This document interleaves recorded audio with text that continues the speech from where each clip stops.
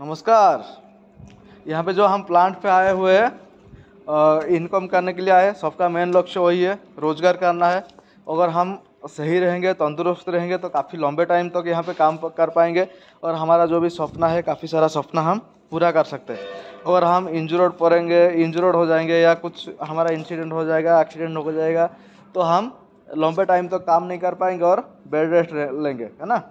तो यहाँ पे सही से काम करने के लिए कुछ गाइडलाइंस का फॉलो करना पड़ेगा, कुछ सेफ्टी रूल्स रेगुलेशन का फॉलो करना पड़ेगा। सही से हमारा जॉब के ऊपर फोकस करके अगर हम काम करेंगे तो काफ़ी लंबे टाइम तक और सही से हम यहाँ पे काम कर सकते हैं और अच्छे से काम कर सकते हैं। हमारा जो फैमिली का हमको लेके जो भी उनका सपना है, उनका सपना भी पूरा हो सकता है, हमारा सपना भी पूरा हो सकता है। तो ये तब होगा जब हम तंदुरुस्त रहेंगे, सही से काम करेंगे और सही नियमों का पालन करेंगे। तो यहाँ पे देखेंगे कि कुछ जो भी हम यहाँ पे काम कर रहे हैं, जो मेन रिगार्डिंग जॉब है, हाइट वर्क कर रहे हैं आप लोग, हॉट वर्क कर रहे हैं। हॉट वर्क यानी जिसमें से चिंगारी वगैरह निकलता है, स्पार्क निकलता है, इसको बोला जाता है हॉट वर्क। हॉट वर्क में जैसे कि आप लोग वेल्डिंग कर रहे हो, ग्राइंडिंग कर रहे हो, इसमें काफ़ी ज़्यादा खतरा है ना।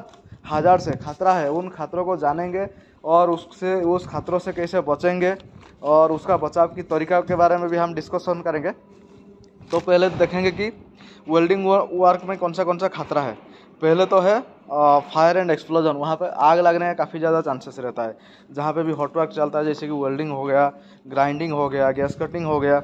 इसमें आग लगने का खतरा बहुत ज़्यादा रहता है, क्योंकि इसमें जो भी आसपास एरिया में जहाँ पे हम अगर काम कर रहे हैं वहाँ पे प्रॉपरली हाउसकीपिंग नहीं रहेगा, वहाँ पे कुछ कॉम्बस्टेबल मटेरियल रहेंगे और फ्लेमेबल मटेरियल रहेगा, तो उसमें आग लगने का काफ़ी ज़्यादा संभावना रहता है। कॉम्बस्टेबल मटेरियल यानी जैसे कि पेपर हो गया, लकड़ी हो गया, प्लाईवुड हो गया, रबर हो गया, ये सब जो जलने वाला चीज़ है, ये अगर हमारा हॉट वर्क के एरिया में रहेगा तो वहाँ पे आग लगने का बहुत ज़्यादा संभावना रहता है। तो कभी भी हम वहाँ पे अगर हॉट वर्क कर रहे हैं तो ये जो भी कॉम्बस्टेबल मटेरियल रहेगा उसको वहाँ से रिमूव कर देंगे, हटा देंगे, फिर वहाँ पे हॉट वर्क करेंगे। अगर वो हटा नहीं सकते तो वहाँ पे फायर ब्लैंकेट का इस्तेमाल करेंगे। फायर ब्लैंकेट से उसको पूरा पहले कवर करेंगे, फिर वेल्डिंग, ग्राइंडिंग, गैस कटिंग कर सकते हैं। उसके बाद जो हज़ार से खतरा है वो है बर्न इंजरी यानी हमको मतलब हमारा जो हाथ पैर है, शरीर है और बॉडी है, कहाँ पे भी जल सकता है, नुकसान पहुंच सकता है। क्योंकि हम एनी टाइम हॉट वर्क के अंदर काम करते हैं, जैसे कि वेल्डिंग हो गया। वेल्डिंग में अगर हम सही से पीपीज का इस्तेमाल नहीं करेंगे, पीपीज यानी पर्सनल प्रोटेक्टिव इक्विपमेंट, जैसे कि इसमें आता है safety shoes, safety helmet, leather hand gloves, leather apron, leg sleep, hand sleep, face shield, ये सारे चीज़ एक हॉट वर्क में जो भी हम वेल्डिंग कर रहे हैं उस टाइम ये सारे पीपीज अगर हम इस्तेमाल करेंगे तो हम सेफली काम कर सकते हैं। अगर ये पीपीज का हम इस्तेमाल नहीं करेंगे तो हम कभी भी इंजर्ड हो सकता है, हमारा कभी भी नुकसान हो सकता है। तो उसके बाद जो दूसरा हमारा जो खतरा है वो है रेडिएशन। इसमें जब हम वेल्डिंग करते हैं तो वेल्डिंग करते समय एक रेडिएशन आता है जो जो काफ़ी मतलब जहरीला होता है, जो काफ़ी नुकसान करने वाला जो रेडिएशन है ना। ये अगर जो रेडिएशन है काफ़ी लंबे टाइम तक हमारा बॉडी में, शरीर में पड़ता रहेगा, उसको मतलब हमारा शरीर के आसपास वो रहेगा, तो हमारा जो बॉडी पार्ट्स है वो इंजर्ड हो सकता है। जैसे कि हम खुले आँख पे अगर वो जो रश्मि निकलता है उसको हम देखेंगे तो हमारा आँखों पे भी प्रॉब्लम आ सकता है।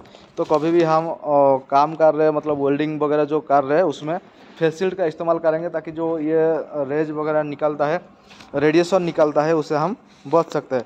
इसमें अल्ट्रा रेज और अल्ट्रा वायलेट रेज निकलता है जो काफ़ी हमारा शरीर को नुकसान पहुंचाता है।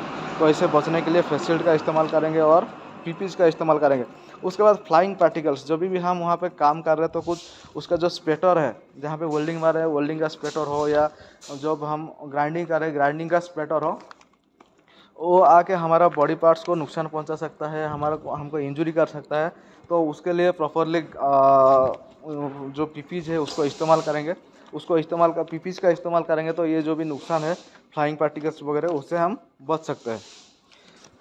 उसके बाद यहाँ पे और भी एक चीज़ है जो कि फ्लेमेबल अगर मटेरियल होगा तो वो काफ़ी मतलब खतरनाक होता है, जैसे कि डीजल, पेट्रोल, केरोसिन, या ऐसे कुछ जलने वाला जो ऑयल है, और वहाँ पे अगर कुछ गैस कटिंग चल रहा है तो गैस सिलेंडर जो एलपीजी गैस सिलेंडर वगैरह आसपास है तो वहाँ पे भी आग लगने का काफ़ी ज़्यादा संभावना रहता है।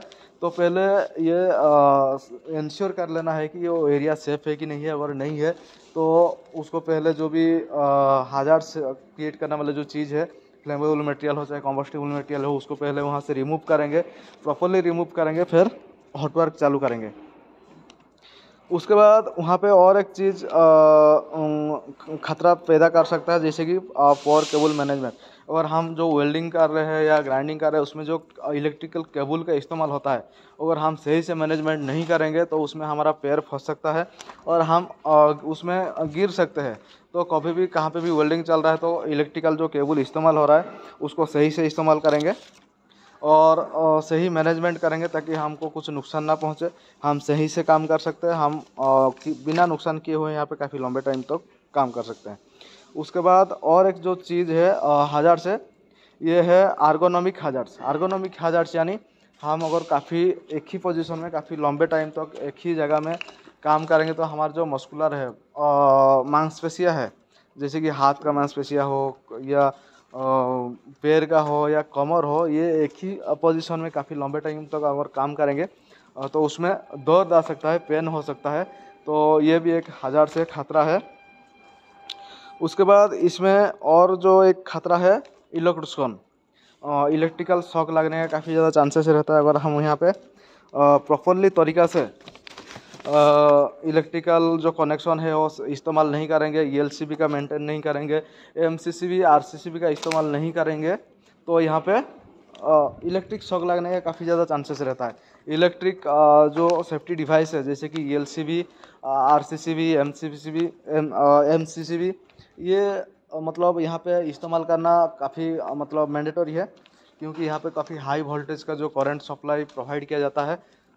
इसके लिए यहाँ पे कभी भी काम करने से पहले ये सारे चीज़ को ध्यान देना बहुत ज़रूरी है। और इसमें और एक चीज़ देखेंगे कि जो भी यहाँ पे काम कर रहे हैं तो एक फोकस अलर्ट होके काम करना है, और अलर्ट होकर हम नहीं करेंगे कभी भी नुकसान पहुँच सकता है और वहाँ पे कुछ भी इंजरी हो सकता है। तो ये जो भी पॉइंट्स है इसको थोड़ा ध्यान में रखते हुए और इसमें और भी जो भी खतरा है उसको पहले डिस्कशन करना है। वहाँ पे काम करने से पहले क्या क्या यहाँ पे प्रॉब्लम हो सकता है उसको देखते हुए फिर आगे काम चालू करेंगे। तो ये काफ़ी जो खतरा है इसको अगर हम फोकस करेंगे, सही से पीपीज का इस्तेमाल करेंगे और इलेक्ट्रिकल कनेक्शन सही से लेंगे, जैसे कि वहाँ पे डैमेज फ्री केबल का इस्तेमाल करेंगे और जो भी इलेक्ट्रिकल पैनल बोथ है वहाँ पे रबर मैट का इस्तेमाल होना चाहिए। ये अगर हम थोड़ा थोड़ा प्रिकॉशन फॉलो करेंगे, सेफ्टी गाइडलाइंस का फॉलो करेंगे तो हम सही से यहाँ पे काफ़ी लंबे टाइम तक सही से काम कर सकते हैं। ये ईएलसीबी क्या करता है, ईएलसीबी यानी कभी भी हमारा अगर कुछ प्रॉब्लम होता है, आउटसाइड इलेक्ट्रिकल फ्लो होता है तो ट्रिप कर जाता है और उसका जो प्रवाह है, इलेक्ट्रिकल फ्लो है वो ज़मीन खींच लेता है। तो ये और आरसीसीबी क्या करता है, आरसीसीबी ये मतलब तुरंत ट्रिप कर जाता है, कभी भी कहाँ पे आउटसाइड फ्लो हुआ तो मिली सेकेंड में ये ट्रिप कर जाता है। एमसीसीबी वो जो है हमारा मशीनरी सेफ्टी डिवाइस है और यहाँ पे कोई भी हाई वोल्टेज इलेक्ट्रिकल फ्लो हो रहा है तो तुरंत ट्रिप कर जाता है और हमारा मशीनरी प्रॉपर्टी जो है डैमेज होने से बच जाता है। तो ये हॉट वर्क रिलेटेड जो भी खतरा है इसको देखते हुए इससे कैसे बच सकते हैं इसको देखते हुए हम काम करेंगे तो हम काफ़ी टाइम तक अच्छे से सही से काम कर सकते हैं। उसके बाद यहाँ पे जो दूसरा है हाइट पे जब हम जा रहे हैं उसमें एक चीज़ फॉलो करना बहुत ज़रूरी है। ऊपर जो भी हम जा रहे हैं वहाँ पे एक्सेस का सही होना चाहिए, जाने आने का रास्ता सही होना चाहिए और उसमें जो भी ऊपर जा रहे हैं सेफ्टी बेल्ट का इस्तेमाल करेंगे। बेल्ट पहनने से पहले एक बार उसको ज़रूर चेक कर लेंगे कि सही है कि नहीं है, उसमें कुछ डैमेज तो नहीं है, कटा फिटा नहीं है। और उसका जो हुक है, सेफ्टी बेल्ट का जो हुक है, हुक सही है कि नहीं है, उस पर ऊपर एंकरिंग करने के लिए लाइफ लाइन है कि नहीं है, जो लाइफ लाइन है वो स्टैंडर्ड है कि नहीं है, उसको थोड़ा चेक करेंगे। उसके बाद जो भी हम ऊपर हाइट का काम कर रहे हैं वो काफ़ी ज़्यादा रिस्क है तो वहाँ पे सेफ्टी नेट का इस्तेमाल करेंगे। सेफ्टी नेट दो प्रकार का होता है, एक मैनुअल के लिए मतलब आदमी अगर मतलब आदमी अगर वहाँ पे ऊपर से नीचे गिरते उसको अरेस्ट करने के लिए होता है, दूसरा मटेरियल अरेस्ट करने के लिए होता है। जो मैनुअल के लिए होता है आदमी जो यहाँ पे अगर गिरने का चांसेस रहता है उसके लिए येलो कलर का सेफ्टी बेल्ट इस्तेमाल किया जाता है, जो कि 100 mm बाई 100 mm का रहता है। और ब्लू कलर का जो सेफ्टी नेट रहता है वो 25 mm बाई 25 mm का होता है।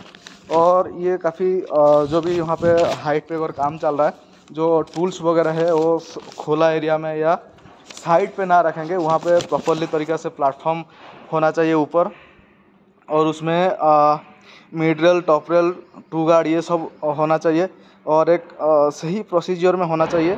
तो ये काफ़ी ज़्यादा जो यहाँ पे हज़ार से खतरा है, इसको हम देखते हुए हाइट वर्क वो